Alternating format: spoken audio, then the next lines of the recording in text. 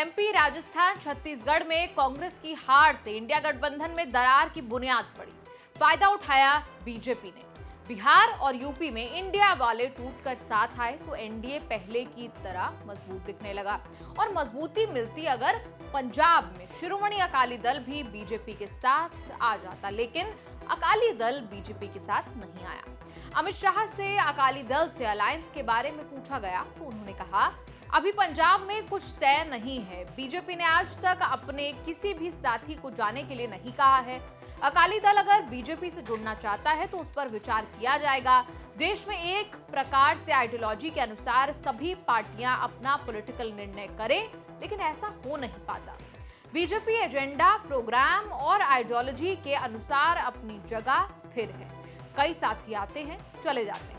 ऐसा कहकर अमित शाह ने अपने सबसे पुराने सहयोगी के लिए दरवाजे खोले, लेकिन ऐन वक्त पर किसान आंदोलन गरमाने से अकाली दल बीजेपी का संभावित अलायंस फंस गया।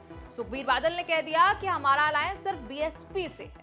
क्या प्रक्रिया देंगे इस पे सर? पंजाब देखो, किसानी दी सब तो वड्डी आवाज श्रोमणी अकाली दल है ते श्रोमणी अकाली दल सदा किसानी वास्ते लड़दा रहा ते लड़दा रहूगा। मोदी सरकार ने किसानों को लेकर 3 कानून बनाए थे। पंजाब समेत कई राज्यों के किसान संगठनों ने कानूनों के खिलाफ आसमान सिर पर उठाया। अकाली दल के लिए मजबूरी हो गई किसान कानून बनाने वाली बीजेपी का साथ छोड़े। 2020 में अकाली दल और बीजेपी अलग हो गए। अकाली दल के दोनों कदम दो भयंकर गलतियां जो है वो साबित हुई। किसानों के साथ खड़े होने का मौका भुना नहीं पाई। बीजेपी को छोड़कर अपनी भी ताकत गंवा ली। दोनों गलतियों का फायदा अरविंद केजरीवाल की आम आदमी पार्टी ने विधानसभा चुनाव में बम्पर बहुमत हासिल करके उठा लिया। कहा जा रहा है कि पंजाब में बीजेपी अकाली दल की बात इसलिए भी टूटी क्योंकि बीजेपी अकाली दल से ज्यादा सीटें मांग रही थी। करीब 3 दशक से चला आ रहा अलायंस में पंजाब की 13 में से अकाली दल 10 सीटें लड़ती रही और बीजेपी 3। अब की बार बीजेपी ने 6 सीटें मांगी तो अकाली दल ने मना कर दिया। पंजाब बीजेपी नेता भी अकाली दल के साथ गठबंधन का समर्थन नहीं कर रहे थे। 2014 से उत्तर भारत में मोदी की लहर चल रही है, लेकिन पंजाब ऐसा राज्य है जहां बीजेपी को ना मोदी लहर का फायदा हुआ, ना अकाली दल से अलायंस का, ना ही कांग्रेस के कमजोर होने का। फायदा सिर्फ आम आदमी पार्टी को हुआ, जिसका पहला ट्रेलर 2014 को लोकसभा चुनाव में दिखा था। 4 सीटें पहली बार चुनाव लड़ने वाली आम आदमी पार्टी को मिली। कांग्रेस के 5 सीटें गंवाने के बाद भी अकाली दल बीजेपी के हिस्से में सिर्फ 6 सीटें आई। कांग्रेस 3 सीटें बचा ले गई। 2019 तक कांग्रेस ने पासा पलट दिया। लगभग पूरे देश में कांग्रेस के हारने के बाद भी 2017 में कैप्टन अमरिंदर सिंह ने पंजाब में सरकार बना ली।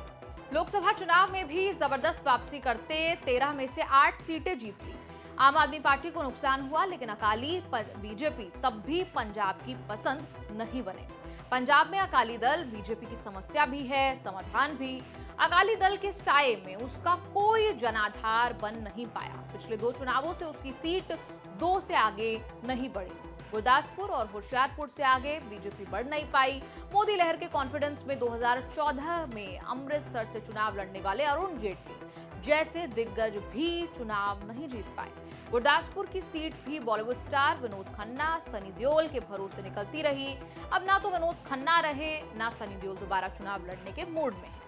कांग्रेस का बंटाधार तो नवजोत सिंह सिद्धू और कैप्टन अमरिंदर सिंह के झगड़े में हुआ, लेकिन 2022 के विधानसभा चुनाव में अलग लड़ने का खामियाजा अकाली बीजेपी दोनों ने भुगता।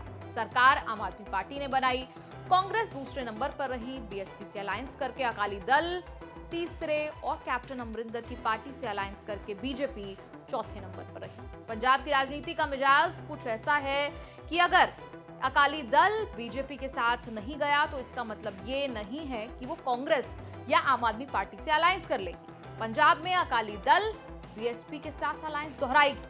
केजरीवाल और भगवंत मान का कॉन्फिडेंस इतना हाई है कि उन्होंने सभी 13 सीटें जीतने के लिए कांग्रेस से अलायंस तोड़ दिया है।